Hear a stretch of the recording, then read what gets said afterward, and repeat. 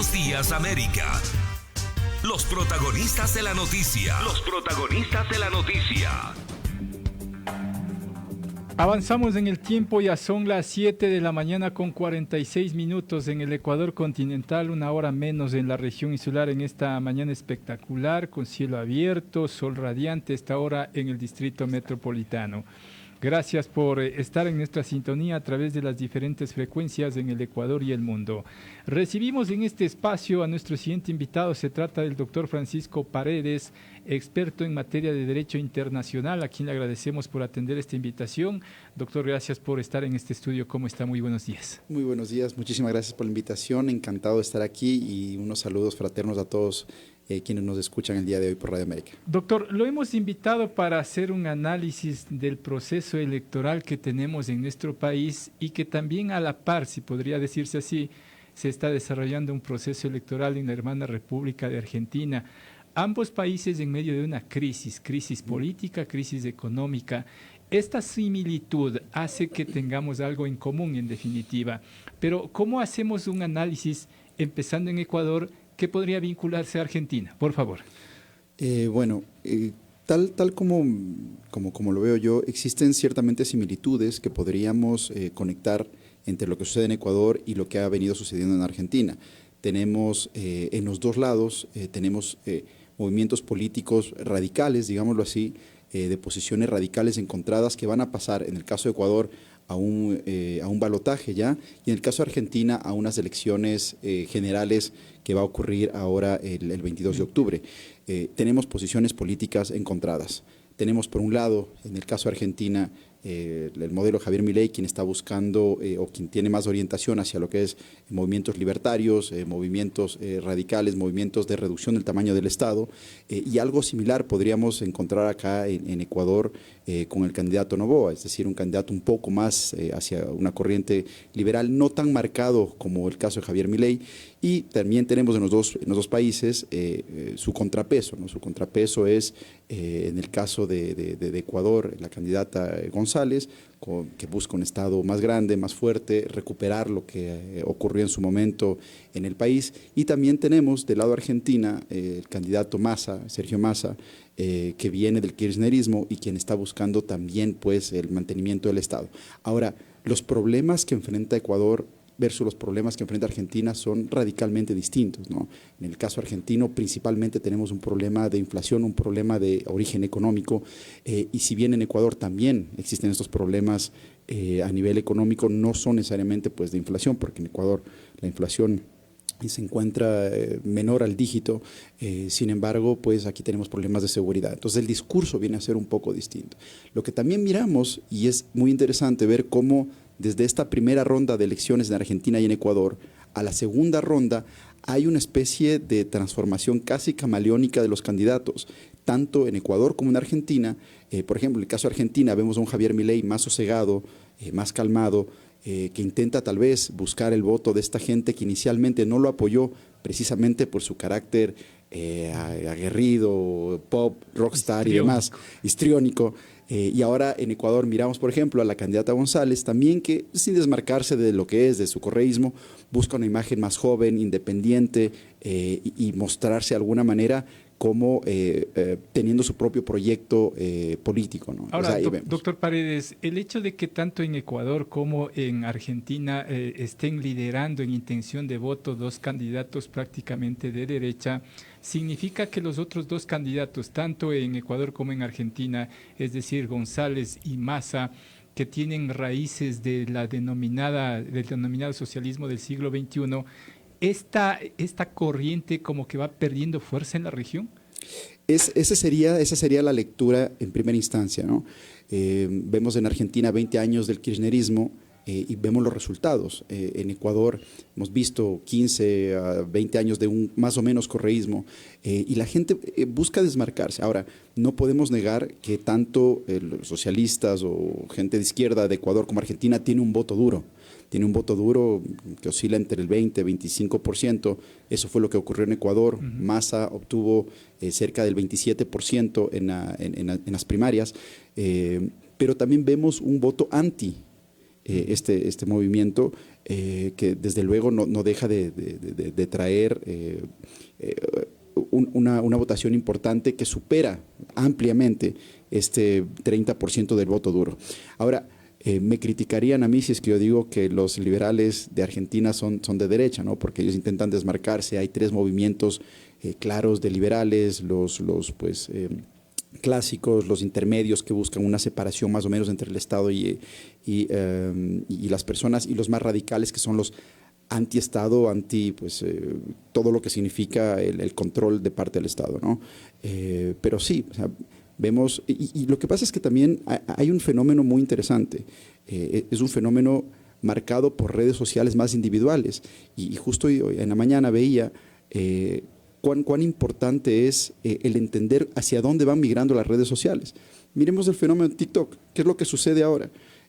Por ahí se llega a cerca de 12 millones de personas en Ecuador. Ya no es el fenómeno de Twitter, ya no se necesita estos troll centers, de ahora ex, para poder marcar ciertas diferencias o buscar la adhesión de votos. Ahora vemos cómo a través de las redes sociales distintas, como el fenómeno TikTok, Javier Milei ha conseguido miles y millones de seguidores que a su vez repostean sus productos. Y sucede algo similar, por ejemplo, en el caso de Daniel Noboa acá.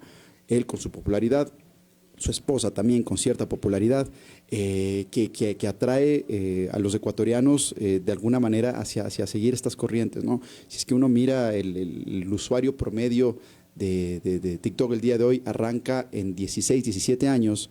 El Twitter es un usuario un poco más, ahora ex, no Twitter, es un usuario un poco mayor, 25, 30 años, con apenas 2 millones de seguidores en Ecuador, mientras que la otra red está en 12 millones. Es también entender cómo rápidamente todas las nuevas tecnologías, todas estas redes sociales van evolucionando de alguna manera hacia la libertad individual, ¿no? Ese es un fenómeno muy interesante. ¿Qué pasa ahora con el electorado entre Argentina, Ecuador?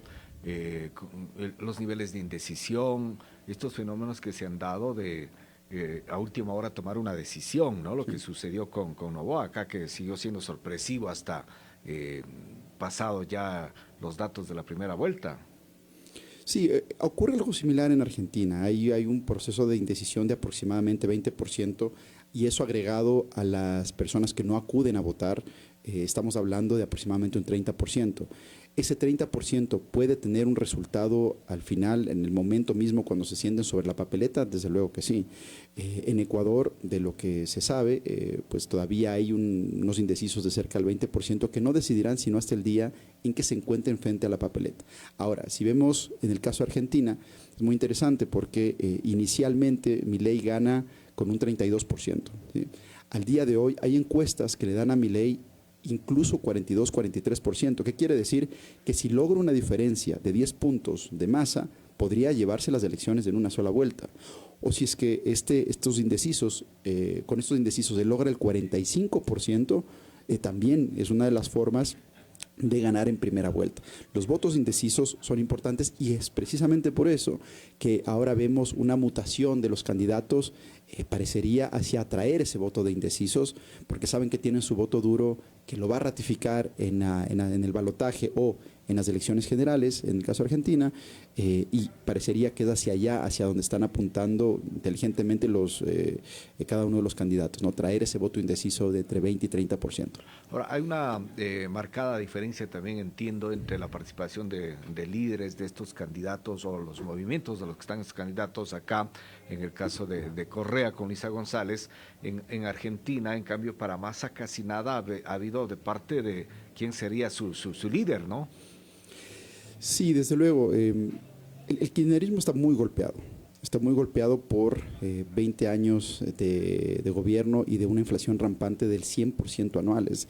Es decir, los ingresos que tengo hoy a final de 2 o 3 meses no me sirven para comprar lo mismo. Es muy fuerte lo que ocurre a nivel de inflación en Argentina. Y las propuestas de campaña de Massa, si bien están orientadas hacia reducir la inflación, la crítica que se les hace es, ¿por qué no lo hacen ahora, que todavía son gobierno, ¿no? Mientras que la propuesta de Milei es una propuesta radical en cuanto a una dolarización que mezclaría lo que ocurrió en Ecuador con la dolarización de El Salvador y también algo de dolarización que ocurre en Panamá, ¿no? Entonces la idea es cortar de raíz de parte de Milei el problema de inflación a través de un proceso de dolarización, que puede ser la dolarización acordada a través de acuerdos con Estados Unidos, a través del cual Estados Unidos compartiría este señoreaje de la dolarización y cada vez que exista emisión monetaria, parte de esa emisión vaya a Argentina, o simplemente como ocurrió en Ecuador, es decir, permitir que al momento en que se dé la dolarización, pues al cambio, al tipo de cambio que exista, no al cambio blue, sino al cambio pues oficial, pues se pueda mantener el dólar a partir de ese momento, ¿no? Esa es una propuesta interesante. También vemos una similitud que me parece interesante, ¿no? Vemos que acá en Ecuador se habla mucho de corderos, de ovejas y demás, y en Argentina también, ¿no? Es interesante. La diferencia es que en Argentina el discurso de Milei es que él no ha venido a guiar corderos, sino a despertar leones, y eso es algo que llama mucho la atención. Ahora, doctor, en la parte final, ¿qué peso en Argentina y Ecuador tienen los jóvenes? Totalmente. Y si es que uno mira el resultado del votante de Javier Milei, es principalmente los adultos mayores y los jóvenes. Y cuando a uno le llama la atención por qué los jóvenes están con Milei, más allá del efecto de redes sociales que conversábamos, parece que hay un efecto de que los jóvenes argentinos quieren quedarse en Argentina, porque hay también una migración importante de jóvenes argentinos, y parecería que con las propuestas económicas, con movimientos que apuntan hacia la libertad económica, a un Estado reducido, a una reducción de impuestos, sin tocar gastos sociales, que es lo que produce Milei, efectivamente es un discurso llamativo. Además, no nos olvidemos, en el caso de Argentina, Javier Milei, un ex arquero de fútbol, un rockstar, un tipo de economía que además explica en términos sencillos lo que es la economía, tiene un efecto disuasivo y un efecto atrae fácilmente al lector joven, ¿no? Y al final todos creo que queremos un poco de rock en la vida, así que llama la atención por eso. Y en el caso de Noboa, por su misma juventud. Su juventud, venir de donde viene. No nos olvidemos que Noboa, si bien a nivel de encuestas no daba los resultados que iba a dar, pero no hay que olvidarse que él ha venido trabajando durante varios años ya con su padre, con su madre, haciendo labor de campo, haciendo labor social, y esa labor a lo mejor oculta para el resto de los encuestadores o para el resto de las personas, no fue tan oculta para las pequeñas poblaciones o la gente a quien iba brindando su apoyo y su ayuda social, ¿no? Entonces, hay estas similitudes que son interesantes, pues habrá que ver qué sucede ahora el 22 de octubre en Argentina y en agosto acá en Ecuador. Ok, con eso me quedo. Gracias, doctor, por estar aquí. Muy amable. Muy amable, gracias. El doctor Francisco Paredes, experto en materia de Derecho Internacional, 8:00 a.m, nuestro editorial. América es puntual.